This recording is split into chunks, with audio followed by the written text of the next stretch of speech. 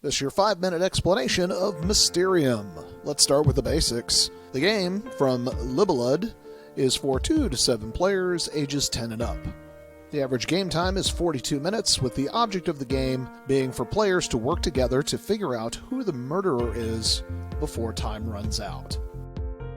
The game contains the ghost workstation, the clock that tracks the rounds, the clairvoyancy tracker, the 4 stages of the board, 6 player trackers for the ghost, 1 timer, 6 player pieces, 6 sets of player guessing tokens, 6 player clairvoyance tracker pieces, 18 ghost cards for the suspects, 18 ghost cards for the location, 18 ghost cards for the weapons, 18 gameplay cards for the suspects, 18 gameplay cards for the weapons, 18 gameplay cards for the location, 6 player envelopes, 3 ravens, 6 final suspect tokens, and 84 vision dream cards.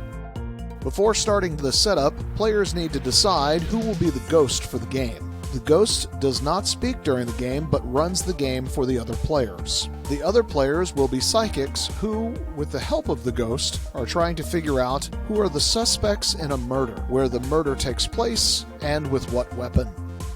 Once the ghost has been chosen, set up their workstation so that other players can only see the outside of the board.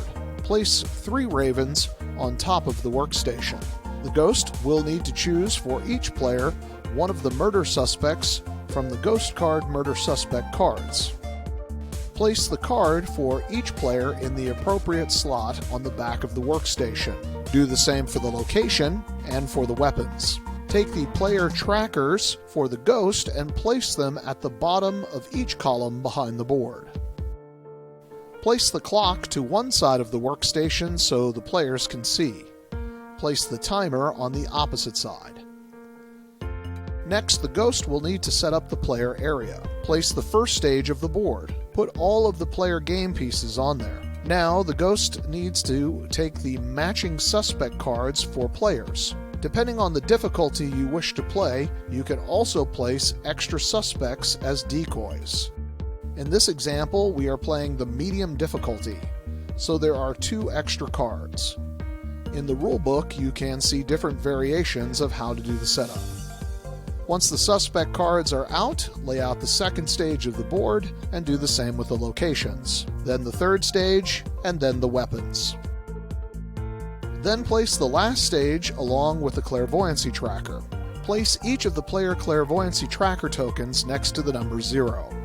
Now, each player sits around the gameplay area. They receive their 6 guest tokens and player envelopes. Now we're ready to start the game. The ghost takes the dream vision cards and shuffles them, then takes the top 7 cards. The ghost then decides to give a vision to one of the players to clue them in as to who their suspect is. Once the card is given, the ghost draws a new card and turns the timer. The player then has that much time to decide who their suspect is. Other players may help and discuss, but once the timer runs out, the player must make a decision. When the player makes their decision, they then take their piece and place it on the card of the character they think is the suspect. The other players then have the opportunity to either agree or disagree with that decision by placing one of their guessing tokens next to the player's piece. Once all players have made their guesses, the ghost then hands out the next vision to another player. The ghost can use these trackers to help keep track of who has received a vision for that round. Once all of the players have been given a vision and made their guess, it is time for the ghost to reveal which players are correct or not. The ghost, without speaking, answers each of the players as to whether their guess is correct. If they are correct, they collect their suspect card and move their piece to the second round space. All players who said that the player guessed correctly would get to move their clairvoyancy token 1 space. If the player is incorrect on their guess, they move their piece back to the first round space, and all players who said that the guess was incorrect would also get to move their clairvoyancy token one space.